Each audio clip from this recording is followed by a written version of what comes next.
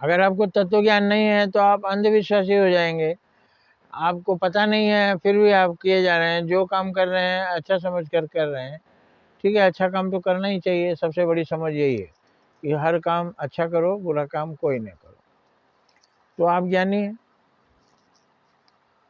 लेकिन कोई बात आप समझते नहीं है फिर भी किए जा रहे हैं तो करेंगे, उतनी सच्चा श्रद्धा नहीं होगी। लेकिन अगर उसको समझ भी जाएंगे कि इससे क्या लाभ है, कोई बोले खेत जोत दीजिए, जोत के चले आएंगे, क्या फायदा होगा?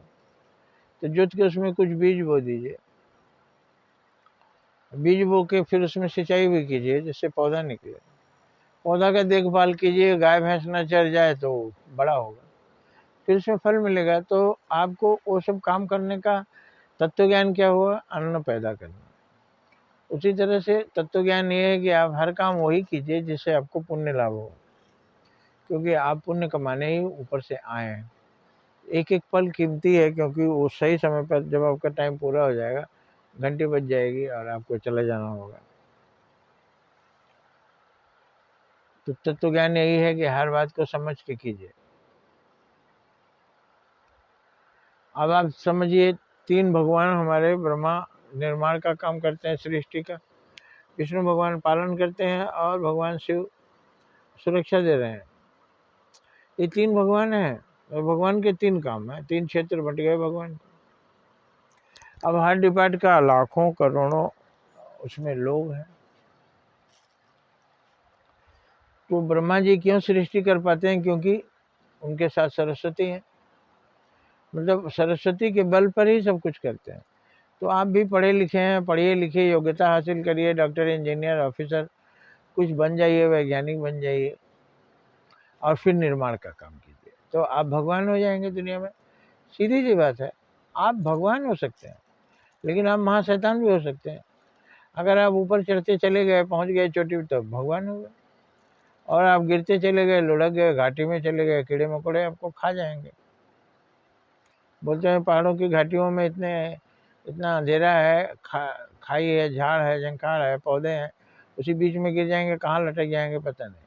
अगर बीच में लटक जाएंगे तो वहीं मर जाएंगे, फिर वहीं सड़ेंगे, वहीं बदबू फैलेगी, वहीं मिट्टी बन जाएंगे। अगर तलाटी में पहुंच गए तो जोंक आपको खा जाएंगे। तो ऊपर ही चढ़ना है मनुष्य को, ऊपर चढ़ना मतलब अच्छा करना है, ऊपर उठना है। और सबसे ऊपर कौन है? देवता।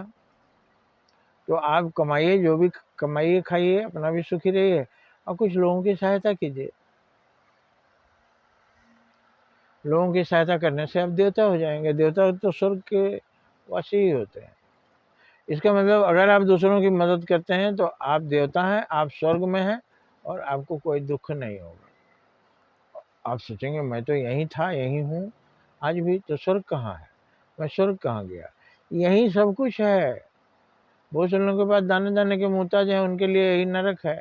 जेल में पड़े हुए हैं, सड़ रहे हैं, दुखों का पहाड़ लगा हुआ, घर वालों से भेंट नहीं हो रहा है, अपने बच्चे से भेंट नहीं हो पा रहा है, जेल में सड़ रहे हैं, वहाँ भी मार पड़ रही है, वहाँ भी खाना नहीं मिल रहा है, वहाँ भी दिन भर सताया जा रहा है। खाना जो मिल रहा है वो आप जेल का खाना जानते ही हैं। ये सरकार करोड़ों रुपए का हथियार खरीदेगी, मगर जेल में जो लोग बंद हैं उनके लिए शुद्ध खाने की व्यवस्था नहीं कर पाएगी। कहेगी आप जेल में है, जेल में है मतलब गलती किससे नहीं होती है? गलती हो गई तो हम जेल में है, तो अब हमको पशुओं से भी बुरा माना जाएगा। पशु को भी लोग दाना डालते हैं, भरपेट खिलाते हैं। तो जेलों का सुधार कीजिए।